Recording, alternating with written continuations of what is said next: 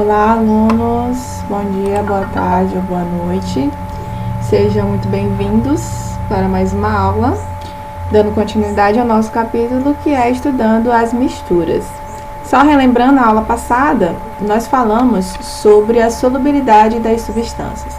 Então, uma mistura homogênea, ela pode ser também chamada de solução. E as soluções, elas possuem dois componentes principais, que é o soluto e o solvente. O soluto nada mais é aquela substância que é dissolvida pelo solvente. Um exemplo prático que nós temos simboliza essa imagem aqui como se fosse o cloreto de sódio, sal de cozinha.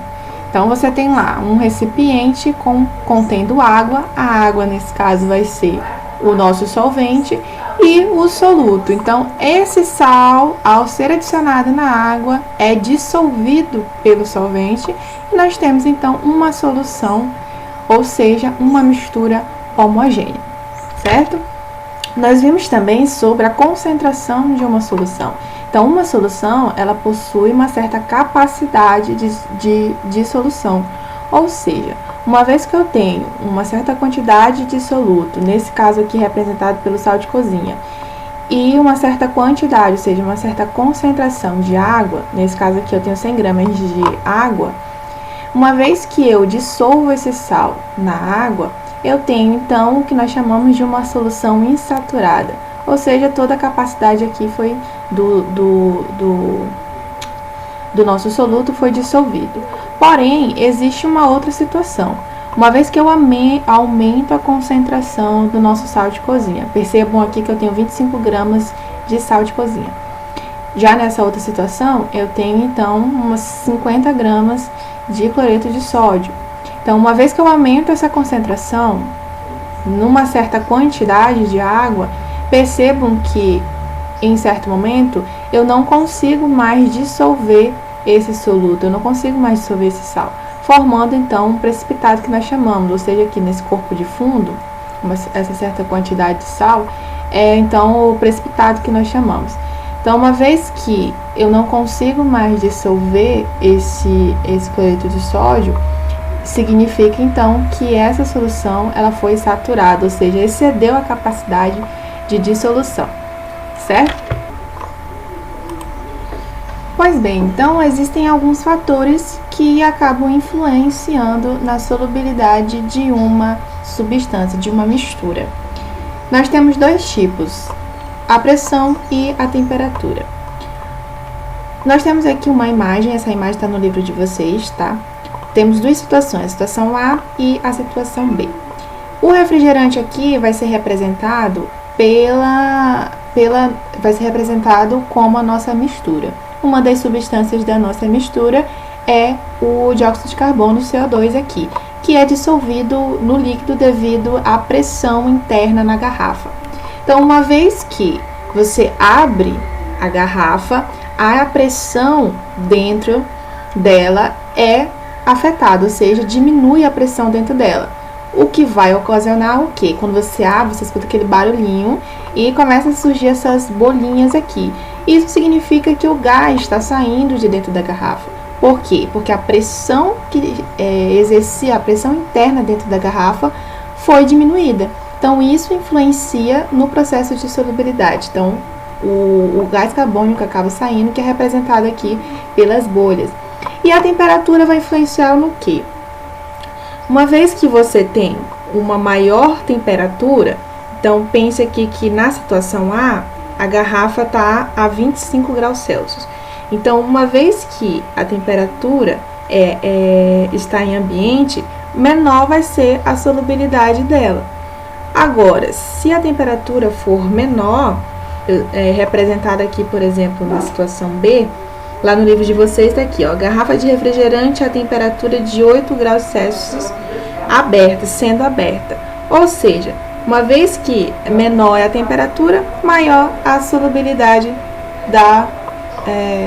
da mistura, certo?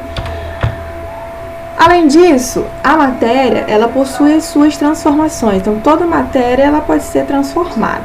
Lembrando o que é matéria. Matéria é tudo aquilo que ocupa lugar no espaço. Então, tudo que nós podemos ver e quantificar, isso é matéria.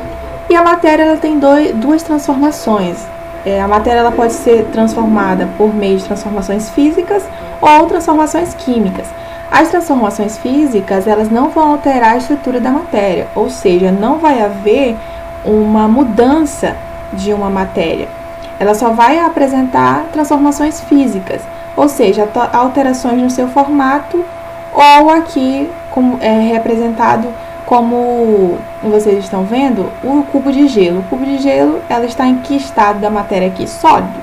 Então, eu tenho aqui a transformação do sólido para o líquido. Já é diferente da outra situação aqui da fogueira. Então, esse é um exemplo de uma transformação química. Por quê? Porque é a formação de novas substâncias. Lembrem bastante desse conceito. Transformação física não altera a estrutura da matéria, não há formação de novas substâncias.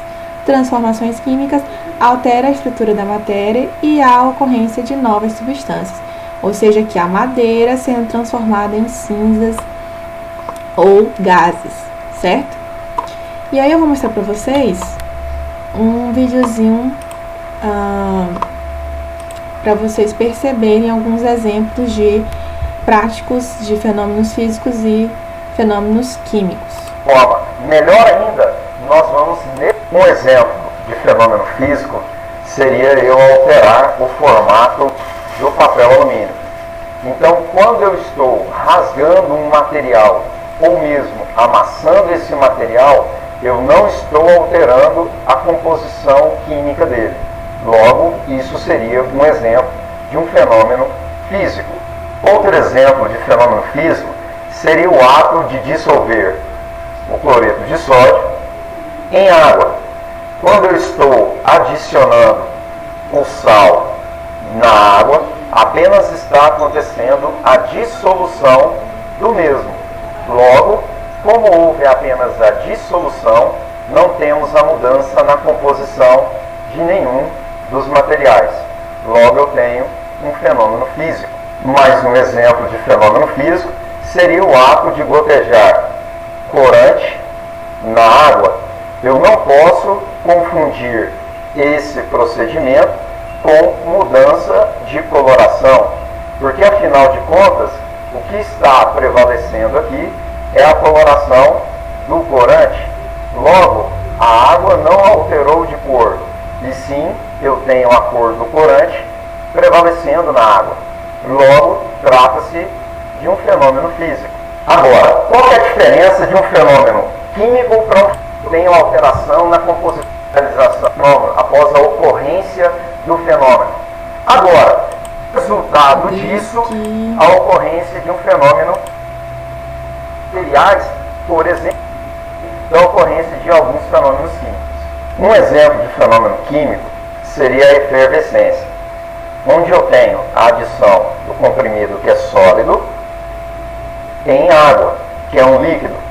E quando eu faço isso, eu tenho a produção, a formação de um gás, que até então não existia na mistura que eu estava realizando.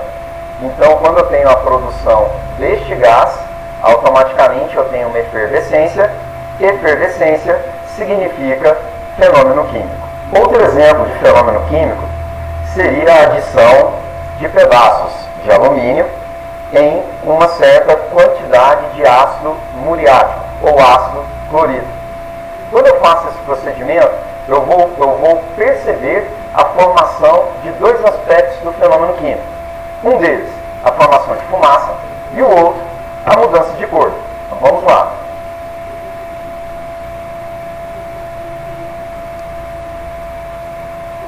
Você vai ver a formação da fumaça e automaticamente a mudança da coloração no experimento.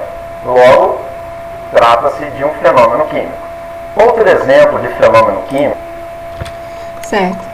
Então, como vocês perceberam aí, vamos voltar para o nosso slide aqui. Fenômeno físico não altera a estrutura da matéria. Vocês perceberam lá que o professor deu um exemplo de o sal sendo dissolvido na água, um exemplo de físico. Então, eu não tenho alteração na composição da matéria.